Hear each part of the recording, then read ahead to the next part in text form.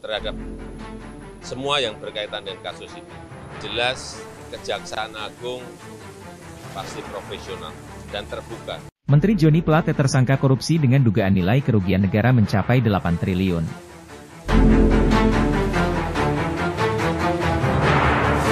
Menteri Johnny Plate tersangka korupsi dengan dugaan nilai kerugian negara mencapai 8 triliun. Presiden Jokowi tegaskan semuanya yang berkaitan dengan kasus, Kejaksaan Agung pasti terbuka dan jelas profesional. Pers Warisan Budaya Nusantara.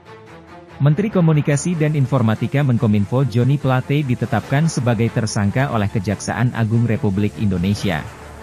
Menurut Kepala Pusat Penerangan Hukum Kejagung Ketut Sumedana, dalam jumpa pers di Kejaksaan Agung pada tanggal 17 Mei 2023, Johnny Plate ditetapkan sebagai tersangka atas kasus dugaan melakukan korupsi penyediaan menara base transceiver station BTS 4G, dan infrastruktur pendukung 1, 2, 3, 4 dan 5 bakti, Kementerian Kominfo, tahun 2020 sampai 2022. Terhadap semua yang berkaitan dengan kasus itu.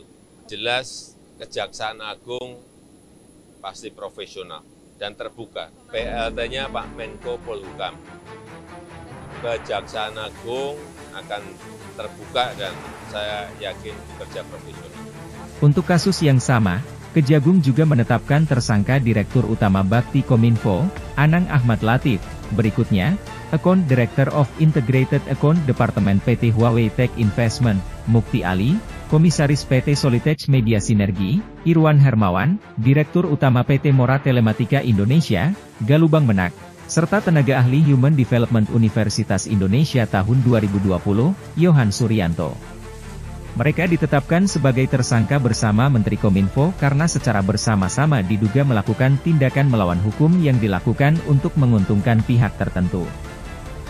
Semua tersangka dijerat dengan Pasal 2 Ayat 1 dan Pasal 3 Yungto Pasal 18 Undang-Undang RI Nomor 20 Tahun 2001 tentang perubahan atas Undang-Undang RI Nomor 31 Tahun 1999, Pemberantasan Tindak Pidana Korupsi Yungto Pasal 55 Ayat 1 ke 1 KUHP.